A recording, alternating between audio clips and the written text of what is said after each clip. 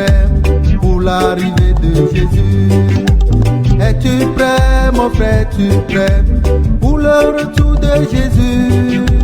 Es-tu prêt, ma soeur, es-tu prêt pour l'arrivée de Jésus? Mon frère, es-tu prêt pour le retour de Jésus? Es-tu prêt pour l'arrivée?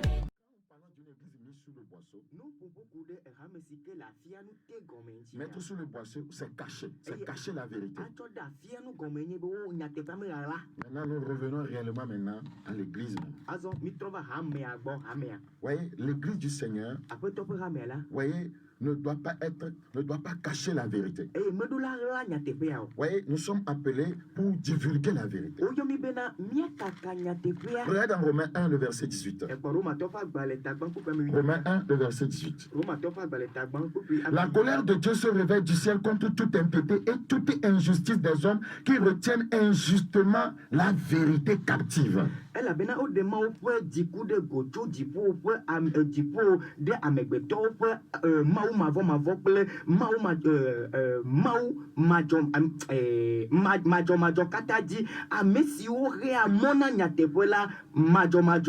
Donc, en tant qu'église du Seigneur et en tant que leader, ouais, vous ne devez pas cacher la vérité. Parce que la vérité fait partie des armes de la lumière. Là où il n'y a pas la vérité, ouais, il y aura les ténèbres. Donc, mettre sous le boisseau, c'est garder un secret. Nous ne devons pas cacher, voyez, la vérité, voyez, le secret, voyez, de l'évangile au peuple de Dieu.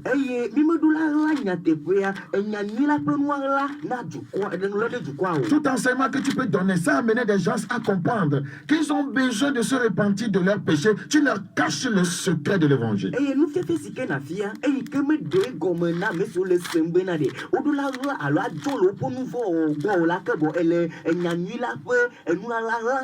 Regardez dans Apocalypse chapitre 22, le verset 10. Et il me dit, ne scelle point les paroles de la prophétie de ce livre, car le temps est proche. Le temps est proche, nous devons prêcher la repentance. C'est le secret de l'évangile.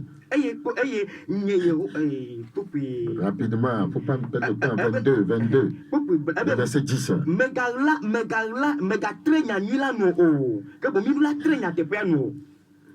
Donc, ouais, tout enseignement que tu fais sans révéler au peuple de Dieu qui a besoin de la vraie repentance, tu lui caches le secret de l'évangile.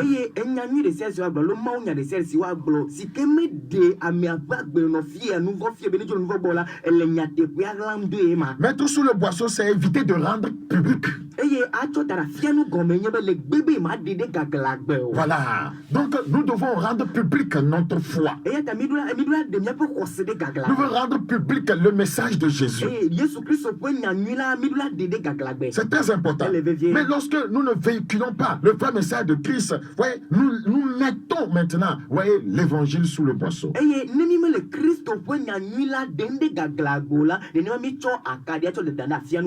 Je prie que le Seigneur nous accorde la grâce de compensation.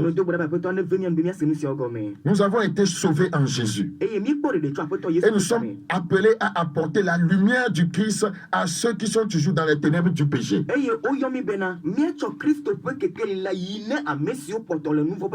Comment un chrétien peut, voyez, placer sa lampe sous le boisseau? La Bible dit que tu es la lampe, tu es la lumière du monde. Mais savez-vous qu'il y a des chrétiens qui ont placé leur lampe sous le boisseau, c'est-à-dire ils n'éclairent pas. Comment est-ce que cela peut arriver? En regardant comme le monde. Voilà, quand tu regardes les choses comme le monde les regarde, tu mets ta lampe sous le boisseau. Regardez dans Matthieu chapitre 6. Matthieu chapitre 6, le verset 31.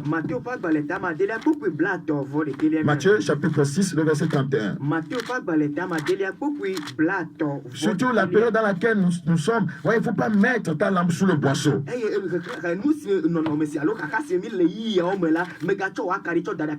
doit continuer, voyez, à faire resplendir, voyez, la lumière de l'évangile. Matthieu 6, 31. Matthieu chapitre 6, 31. Ne vous inquiétez donc point et ne dites pas que mangerons-nous, que boirons-nous, de quoi serons-nous vêtus. Car toutes ces choses, ce sont les païens qui les recherchent. Votre Père Céleste sait que vous en avez besoin. C'est-à-dire que si les païens voient les choses d'une manière, toi aussi tu vois les choses de cette manière, tu mets ta lampe sur le boisseau.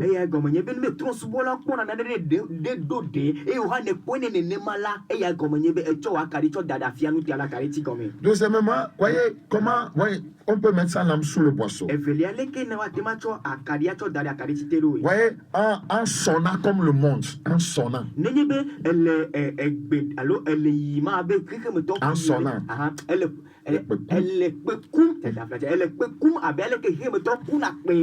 Là, tu mets ta lampe sous le boisseau. Ça veut dire que toi, tu dois sonner autrement. Un enfant de Dieu étant la lumière doit sonner autrement.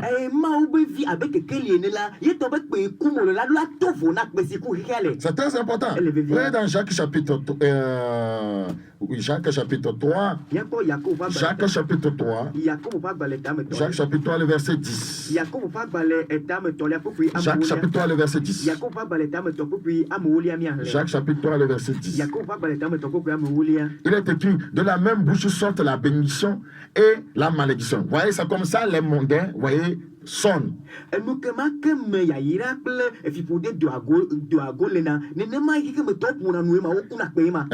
ne faut pas me faire qu'il en soit ainsi. On dit, de la même bouche sortent la bénédiction et la malédiction. C'est la manière de sonner des païens, de ceux qui ne connaissent pas Christ.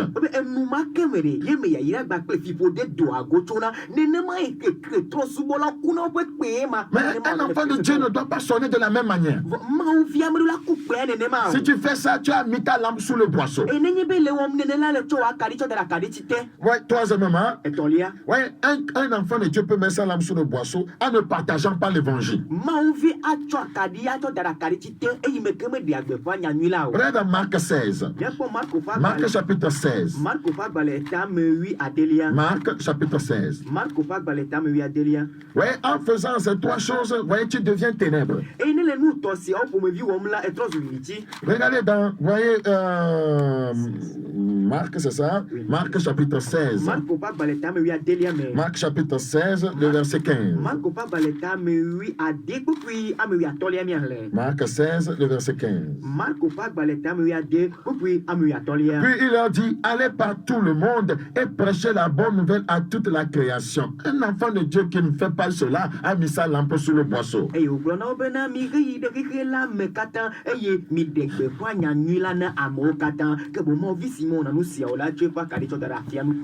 C'est très important. Donc quand nous étions du monde, nous étions dans les ténèbres, n'ayant aucune lampe pour éclairer le ou les chemins que nous empruntons. Écoute encore. Quand nous étions du monde, nous étions dans les ténèbres, n'ayant aucune lampe pour éclairer le ou les chemins que nous empruntons.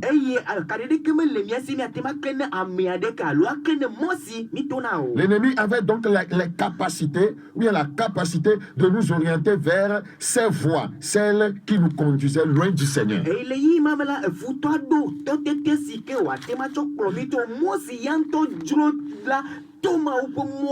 C'est pourquoi c'est important, voyez, c'est très important à une personne de venir à Christ. Parce que quand elle vient à Christ maintenant, voyez, le Seigneur lui donne une lampe.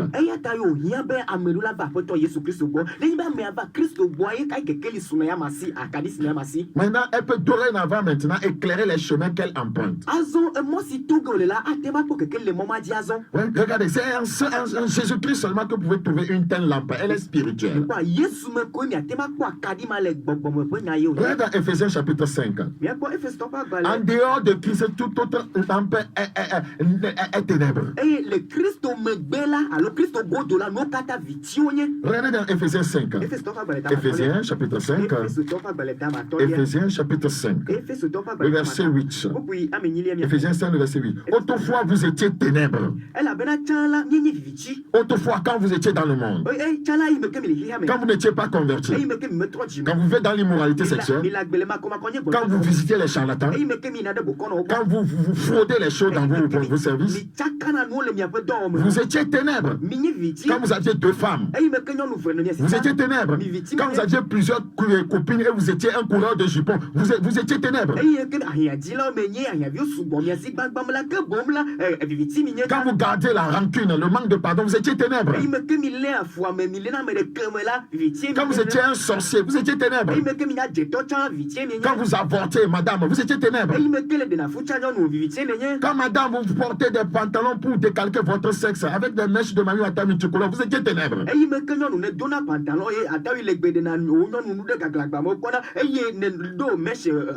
Quand vous étiez un escroc, vous étiez ténèbres. Quand vous voliez les deniers publics, vous étiez ténèbres. Si vous continuez à voler, vous êtes ténèbres. Et maintenant, vous êtes lumière dans le Seigneur. C'est dans le Seigneur seulement qu'on est lumière. Dans le Seigneur.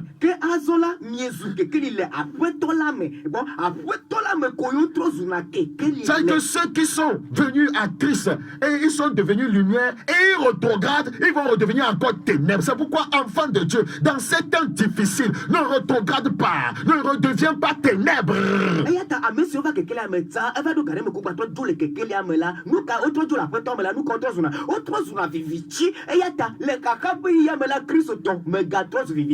Marchez comme des enfants de lumière, pas comme des enfants de ténèbres. Il y a une différence entre la lumière et les ténèbres.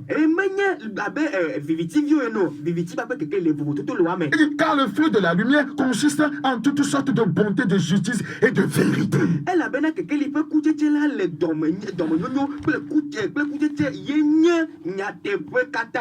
Dans Hébreux chapitre 10, Hébreux chapitre 10, Hébreux chapitre 10, le verset 32.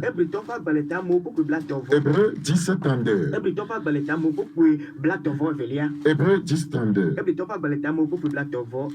Nous le lisons, il est écrit dans ce passage ce qui suit. Souvenez-vous de ces premiers jours où, après avoir été éclairés, vous avez soutenu un grand combat au milieu des souffrances. Vous avez été éclairés.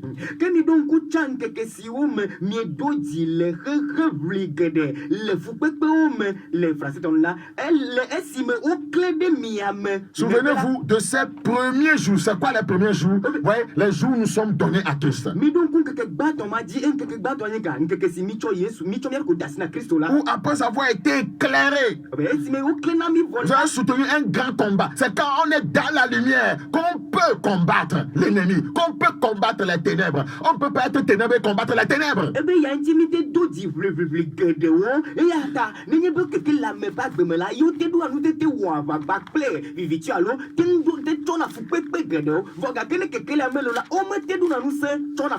On ne peut pas être ténèbres et combattre les ténèbres. C'est très important que tu comprennes ces choses. C'est pourquoi tu dois garder, voyez, la vie de lumière. Jean 9 chapitre 25. Jean 9 le verset 25. Il répondit: s'il est un pécheur, je ne sais.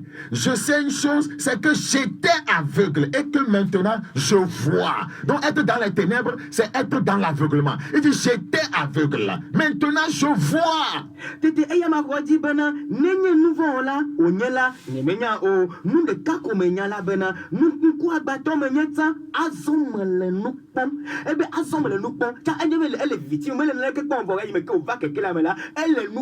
Donc c'est un Christ qui commence à voir. Mais plusieurs disent qu'ils sont en Christ, mais j'ai l'impression qu'ils ne voient pas. Comment peut être en Christ et continuer à mentir? Est-ce que tu vois vraiment? Comment peut être en Christ et avoir 2 femmes? Est-ce que tu vois vraiment? Comment on peut être en Christ et être colérique? Est-ce que tu vois vraiment? Mais est-ce que tu ne vois pas? Comment on peut être, voyez, en Christ et avoir l'amour de l'argent? Est-ce que tu vois? Comment tu peux être en Christ et être un faux pasteur, un faux enseignant, un faux prophète? Est-ce que tu vois vraiment?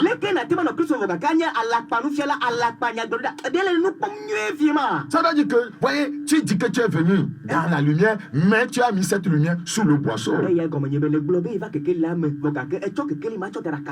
Donc cette lampe, voyez, dont nous parlons, a des caractéristiques que nous devons connaître. La Bible dit dans Jean chapitre 5, le verset 35, Jean était la lampe. Jean est l'image de l'église. Jean, c'est l'image d'un chrétien, ça. Jean était la lampe qui brûle et qui luit. Un chrétien doit brûler, un chrétien doit luire. L'église doit briller, l'église doit luire. Et voilà, la Bible dit, et vous avez voulu vous réjouir une heure à sa lumière. Si nous brûlons et nous luisons, les païens vont vouloir venir à notre lumière.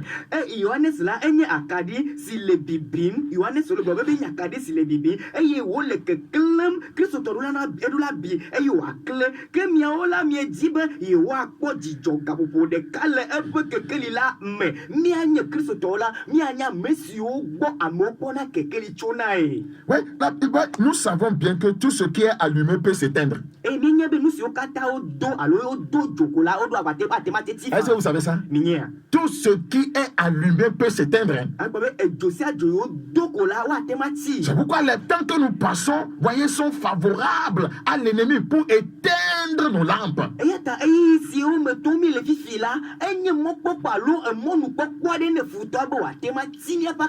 C'est pourquoi j'ai parlé premièrement comme cela.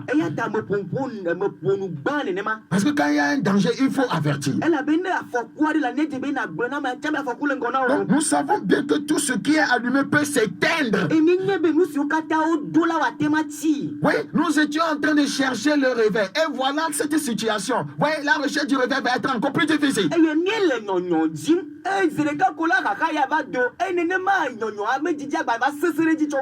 Et lorsque ce qui est allumé, voyez, s'éteint,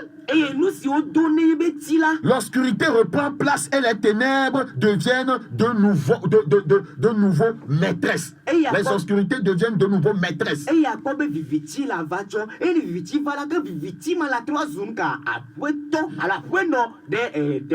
C'est pourquoi, frères et sœurs, maintenez-vous dans la lumière de Christ. Ne vous affaiblissez pas. Ne vous découragez pas. Si le Seigneur le veut, à partir de lundi, je vais faire une série d'enseignements qui va vous aider à garder le feu, à maintenir le réveil personnel, quel que soit ce qui se passe. Amen.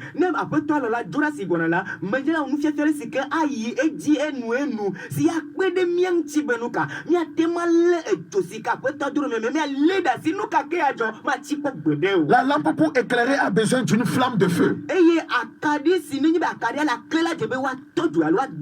et d'un combustible. Voilà. La lampe pour éclairer a besoin d'une flamme de feu et d'un combustible.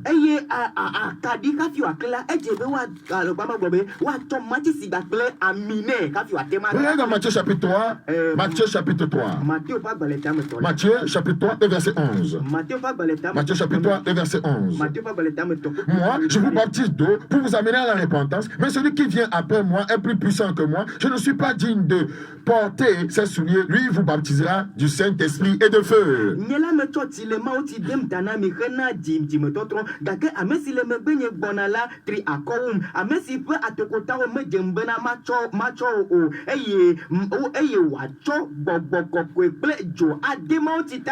Le jour où nous recevons le Saint-Esprit après avoir accepté Jésus-Christ comme notre Seigneur et Sauveur personnel, nous recevons de lui la flamme de feu pour notre lampe. Vous êtes la lampe. Maintenant, la lampe, voyez, pour éclairer, a besoin quoi? Voyez, d'une flamme de feu et d'un combustible. Donc, le jour où nous recevons, voyez, le Saint-Esprit, après notre conversion, alors nous recevons la flamme de feu. Le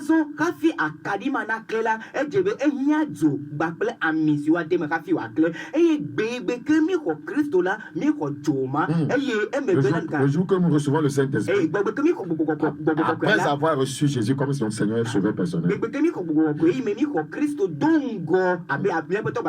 alors nous recevons la flamme de feu. Nous devons l'entretenir. Une flamme de feu s'entretient. Regardez dans Lévitique 6. Lévitique 6. Ou bien, Lévitique 6, non? Oui, vas-y. 6.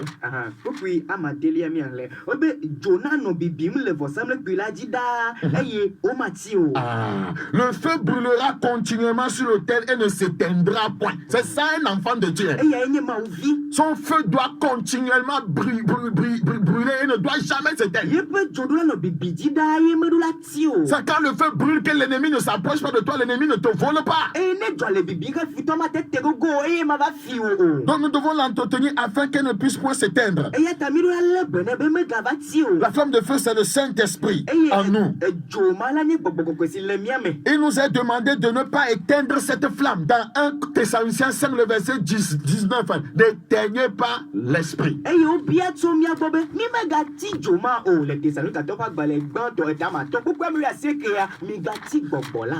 Regardez dans 1 Thessaloniciens chapitre 5. Le verset 19. N'éteignez pas l'esprit, c'est la flamme de feu. Il ne faut pas l'éteindre.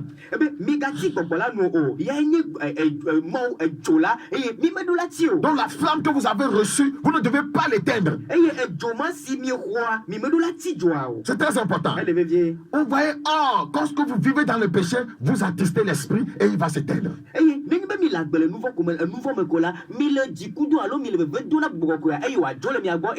Premièrement, la lampe que tu as besoin d'une flamme de feu, le Saint-Esprit.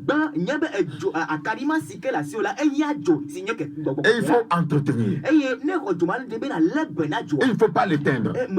Deuxièmement, la lampe a besoin du combustible. Regardez dans Matthieu 25. Matthieu chapitre 25. Le combustible. Matthieu 25. Le verset 1 à 5, je vais lire en français. Ouais. Alors le royaume des cieux sera semblable à 10 vierges qui, ayant pris leur lampe, allèrent à la rencontre de l'époux. 5 d'entre elles étaient folles et 5 sages. Les folles, en prenant leur lampe, ne prirent point d'huile avec elles. Vous voyez, elles manquaient du combustible. Et c'est pourquoi elle disait que nos lampes s'éteignent. C'est pourquoi elle demandait aux autres de leur donner de leur huile. Elle manquait du combustible. Mais les sages prirent, le verset, les folles en prenant leur lampe ne prirent point d'huile avec elles. Mais les sages prirent avec leur lampe de l'huile dans des vases. Comme le pou tardait, toutes s'assoupirent et s'endormirent. Au milieu de la nuit, on cria, voici l'époux, allez à sa rencontre. Alors toutes les vierges se réveillèrent et préparèrent leur lampe. Les folles dirent aux sages, donnez-nous de votre huile, votre combustible, car nos lampes s'éteignent. Ouais, donc on a besoin du combustible, sinon nos lampes vont s'éteindre. Donc le combustible nécessaire pour entretenir votre lampe, c'est l'huile.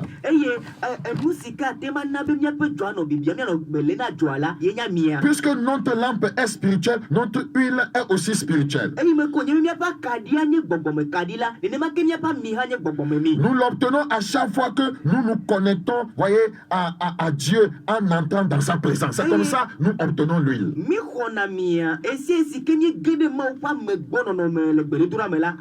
C'est une onction qui descend du ciel comme une rosée pour remplir, voyez, notre être entier, permettant à notre flamme de continuer à briller et à luire.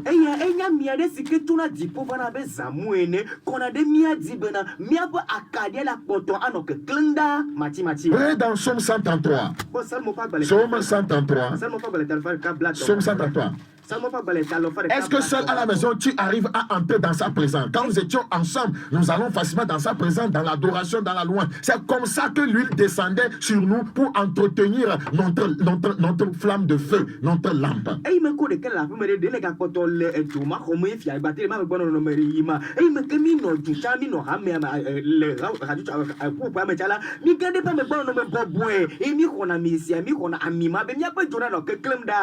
La Bible dit, voici, Voici, Psaume 133, verset 1. Voici, oh, il est agréable, qu'il est doux pour des frères de demeurer ensemble. C'est comme l'huile précieuse qui, répandue sur la tête, descend sur la barbe d'Aaron, qui descend sur la barbe de ses vêtements. C'est comme la rosée de l'Hermon qui descend sur les montagnes de Zion. Car c'est là que l'Éternel envoie la bénédiction, la vie pour l'éternité. C'est comme ça nous avons la vie.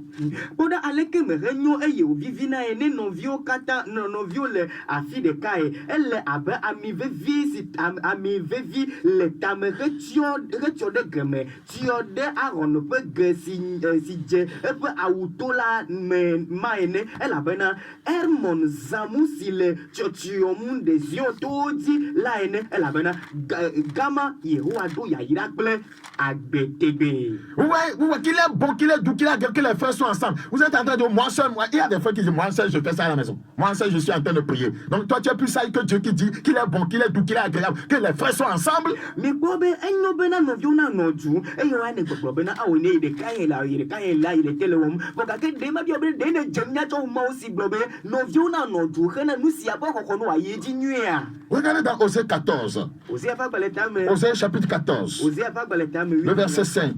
Je serai comme la rosée pour Israël. Il fleurira comme le lit. Il poussera des racines comme le Liban. Quand l'huile la descend sur nous pour entretenir, voyez, notre flamme de feu. Oh, nous fleurissons, nous poussons des racines.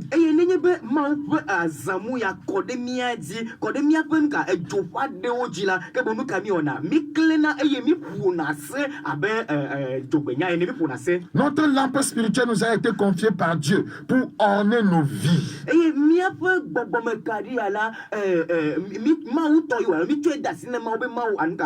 a été donné par Dieu. Voilà, pour orner nos vies. Non, écoute encore. Notre lampe spirituelle nous a été confiée par Dieu, pas pour orner nos vies.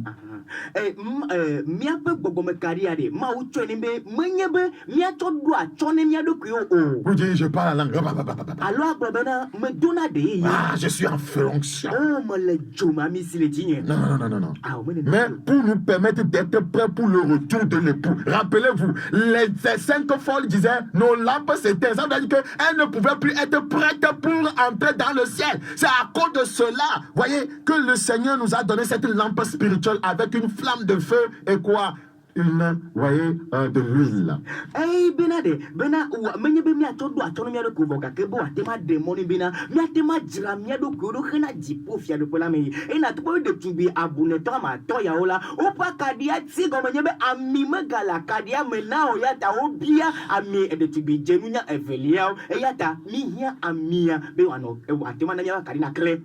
Pour que nous puissions être prêts pour entrer dans le royaume. Quand vous naissez de nouveau, vous devenez une lampe. Quand vous recevez le Saint-Esprit, voyez, votre lampe a reçu une flamme de feu. Quand vous entrez dans la présence de Dieu, souvent, voyez, l'onction descend sur vous, c'est l'huile qui entretient maintenant cette flamme de feu.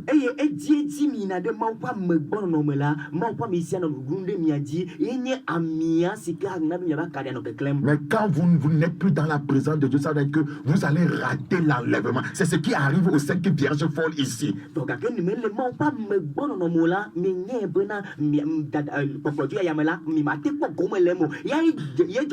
Quiconque n'est plus dans la présence de Dieu va manquer de l'huile. Et ça veut dire que la lampe ne peut plus brûler et briller.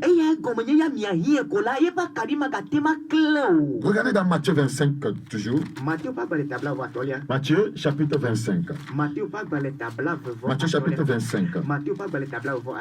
Matthieu 25 le verset 8. Matthieu 25 le verset 8.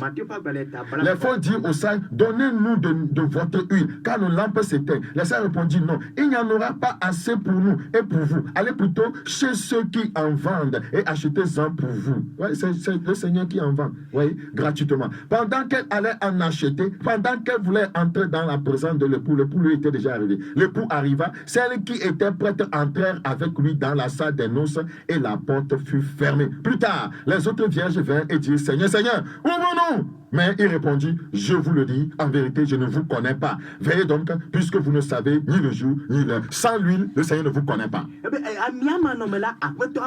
Sans le combustible, le Seigneur ne vous connaît pas. C'est-à-dire que vous devez être dans sa présence avant qu'il ne revienne pour vous enlever. Et quand on est dans la présence du Seigneur, voyez, on n'est plus dans la présence du péché, on n'est plus dans la présence de la mondanité, on n'est plus dans la présence du diable.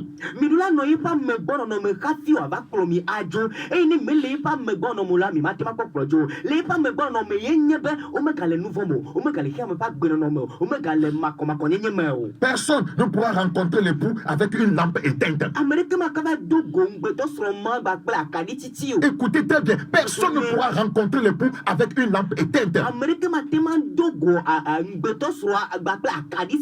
Donc la période dans laquelle nous sommes est favorable à l'ennemi pour éteindre nos lampes. Si nos lampes s'éteignaient, la tempête sonnait, nous ne partirons pas.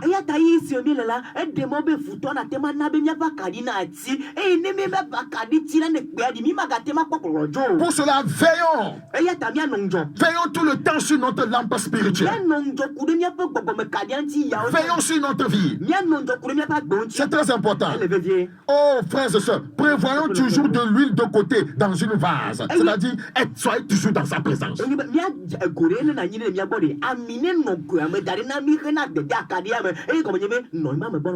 Comprenons que comme un téléphone portable, une voiture, nous avons toujours besoin d'être connectés avec la source d'énergie.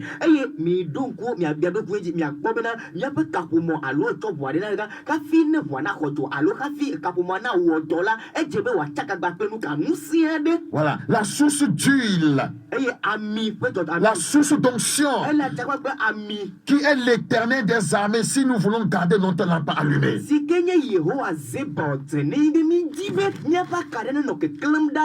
Luc chapitre 12. Luc chapitre 12. C'est vrai, le temps n'est pas favorable. C'est vrai, le temps peut nous pousser, voyez, au murmure. Le temps peut nous pousser au commérage. Nous devons faire attention pour que nos lampes ne s'éteignent point.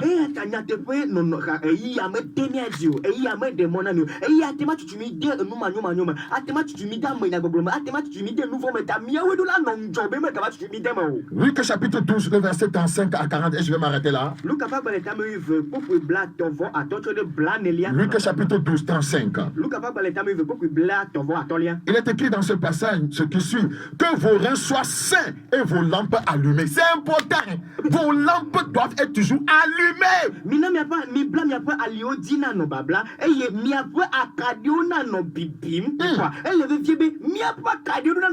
Ne mettez pas vos lampes sous le boisseau.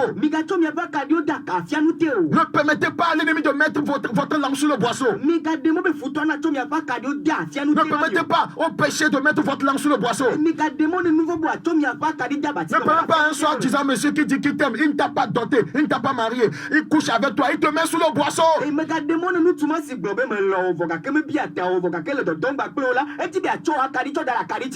Ne permets pas ça. Ne permets pas ça. Que la colère ne te mette pas sous le boisseau. Que la haine ne te mette pas sous le boisseau. Que l'amour de l'argent ne te mette pas sous le boisseau. En retrogradant, voyez, dans ta conviction première, ton lampe va être sous le boisseau.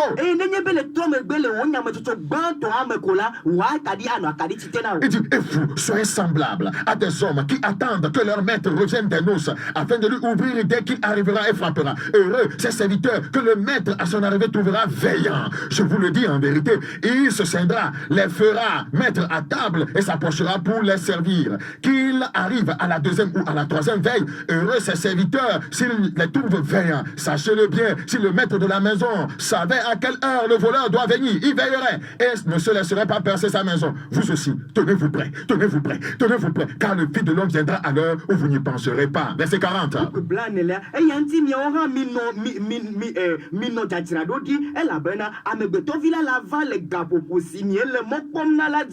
Seigneur, ta parole a été semée, qu'elle nous aide à garder le calme, à maintenir nos lampes allumées. Oh Dieu, aide-nous. Faites sortir ton peuple du boisseau, de dessous le boisseau. Fais sortir ton église de dessous le boisseau. Que nos lampes demeurent allumées. Nous voulons toujours être dans ta présence, malgré que c'est difficile dans ce temps. Parce que c'est en cultivant ta présence présence que l'huile descend. Et entretient notre langue. Seigneur, merci de nous aider. Que Dieu nous soit béni. Au nom de Jésus. Amen. Amen.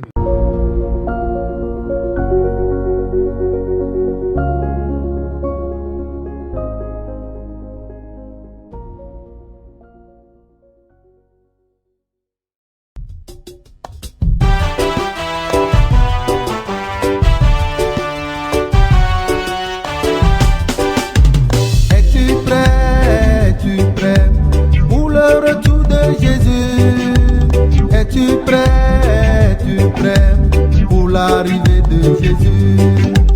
Es-tu prêt, mon frère, es-tu prêt pour le retour de Jésus? Es-tu prêt, ma soeur, es-tu prêt pour l'arrivée de Jésus? Mon frère,